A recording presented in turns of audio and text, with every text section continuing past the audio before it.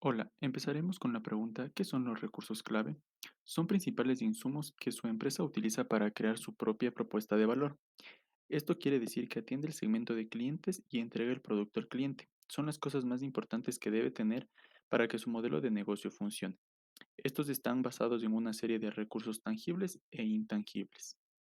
Como características tenemos las siguientes: son los principales activos de la empresa. También se ocupan del extremo operacional del espectro empresarial, que define qué tipo de materias necesita, qué tipo de equipo se requiere y los tipos de personas que se tiene que emplear. Además, son directamente relevantes para el número y el tipo de actividades clave que se relaciona a la empresa.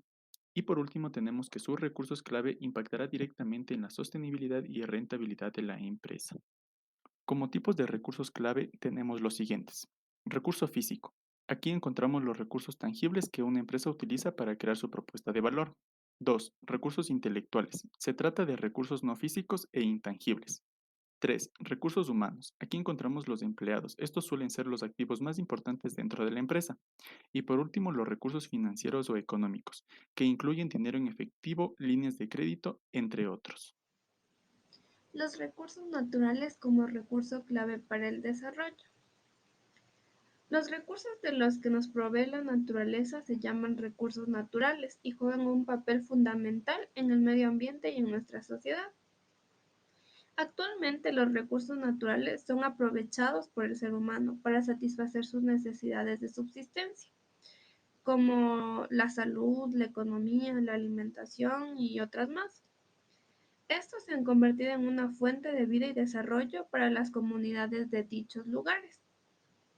Por ejemplo, la disponibilidad de carbón en Inglaterra y ciertas regiones de Europa fueron claves para la revolución industrial. Otro ejemplo puede ser Venezuela, que dependen de los ingresos que obtienen por la explotación de un recurso natural, que es el petróleo. Los bosques, los ríos, los suelos y los minerales, entre otros activos naturales, se puede decir que son la base de la riqueza de los países de América Latina.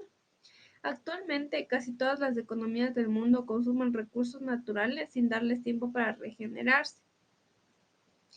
La actividad industrial es el principal responsable de la extinción y el consumo de elementos provenientes de la naturaleza, por lo que es importante que las empresas desarrollen técnicas de producción no nocivas para el medio ambiente y que adapten nuevas tecnologías que permitan reemplazar los recursos no renovables por recursos renovables. Presentamos ventaja comparativa. El concepto de ventaja comparativa es uno de los fundamentos básicos del comercio internacional. Es la capacidad de una persona, empresa o país para producir un bien utilizando relativamente menos recursos que otros. Los países producen bienes que les supone un costo relativo más bajo respecto al resto del mundo. El modelo de ventaja comparativa fue desarrollado por el economista David Ricardo como respuesta y mejora de la teoría de la ventaja absoluta de Adam Smith.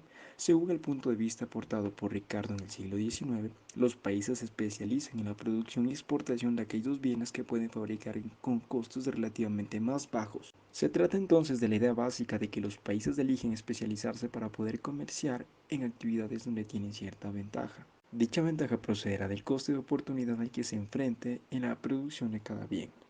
Un ejemplo sencillo es que para producir plátanos se debe sacrificar menos dejando de lado la producción de manzanas. Formalmente el país produce un bien y lo explota porque tiene un coste relativamente menor al de otro país. Especialización como recurso clave para el desarrollo. Consiste en la asignación de las diferentes tareas de un proceso productivo en particular y sus actividades derivadas en diferentes individuos o grupos de trabajo, atendiendo así a sus características, habilidades o recursos. Entre las principales características se encuentra: 1. Supone la existencia de profesionales con conocimientos y capacidades específicas para una tarea por su preparación o su experiencia. 2. Este especialista desempeña su rol preciso en la empresa. 3. Permite el acceso a altos salarios y dificultad de reemplazo. Y por último, reduce errores y simplifica el proceso productivo. En la importancia tenemos que contribuye de gran manera con el crecimiento económico de las empresas, proporcionándoles mejores resultados de producción que conllevan a beneficios y permiten que la economía crezca y se mantenga. También es importante porque gracias a ella la empresa puede lograr un mejor desempeño y producción, y que haya especialización en una organización permitirá producir de manera más eficiente con un mejor resultado y calidad de producto. Como ejemplo, tenemos una empresa que realiza neumáticos para motocicletas y está realizando una especialización de su producción al restringirla solo a ese tipo de vehículos. Hablaremos de la infraestructura del desarrollo. Esto se define como el conjunto de estructuras de ingeniería, equipos e instalaciones de larga vida utilizados por los hogares y por los sectores de productividad de la economía. Pero ¿cómo se utiliza? Esta gestión de infraestructura comprende las siguientes actividades de construcción, financiamiento, explotación, operación, mantenimiento, regulación y control. O sea, los gastos de construcción también constituyen a la inversión de la infraestructura. Para acelerar las tasas de crecimiento en los países de América Latina y el Caribe es necesario mejorar la cobertura y la calidad de los servicios de infraestructura. Así es como la infraestructura también ayuda al crecimiento del desarrollo económico, porque es impredecible para el crecimiento del desarrollo económico y la productividad. Esencialmente esto es para los países de desarrollo. O sea, la infraestructura constituye a ampliar los mercados, elevar la inversión privada y disminuir los costos de producción, así porque también ayudan a los pobres a tener acceso a estos servicios. Por ejemplo, al conectar poblaciones remotas mediante vías y ampliar los servicios de electricidad y comunicación, se crean posibilidades nuevas de intercambio y de producción de alta inversión en la parte privada. Una nota muy importante que tenemos que tener en cuenta es que uno de los servicios de infraestructura también constituyen a los diversos canales. O sea, si está bien la infraestructura, va a mejorar el bienestar de la población. Mediante también se mejora la productividad y genera más empleo. Transferencia de tecnología como recurso clave para el desarrollo. La transferencia de tecnología es el proceso mediante el que las organizaciones transfieren habilidades y conocimientos tecnológicos entre sí para que otra serie de organizaciones con menores recursos puedan acceder a los avances científicos de forma más fácil y accesible. De esta forma, permiten el desarrollo tecnológico de las organizaciones, así como la creación de valor en sus productos y servicios. Bien, ahora, ¿cuáles son los objetivos de la transferencia de tecnología?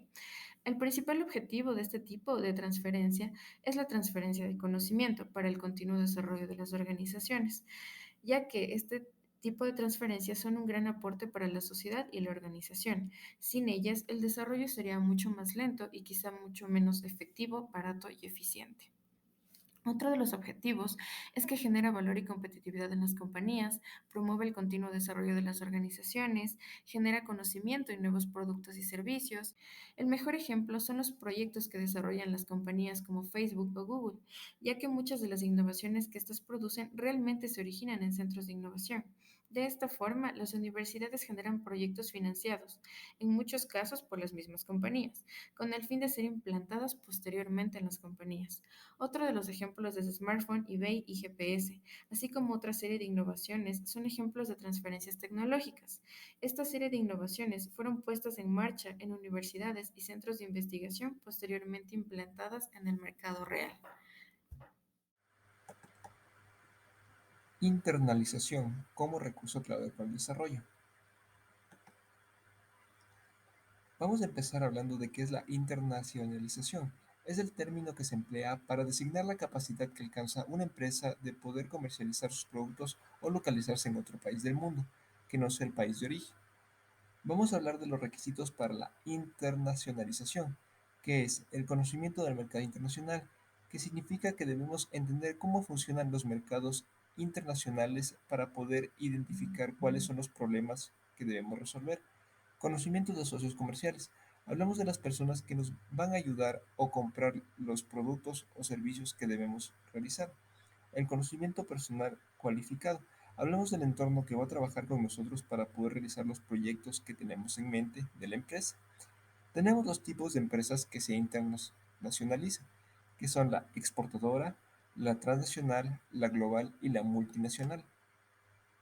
Ahora vamos a hablar sobre ventajas y desventajas de la internacionalización. Tenemos las siguientes ventajas que son el aumento de competitividad, el mayor crecimiento, la consolidación de productos y marcas y costos más bajos. Y en desventajas tenemos, no es un proceso fácil y las diferencias de cada país.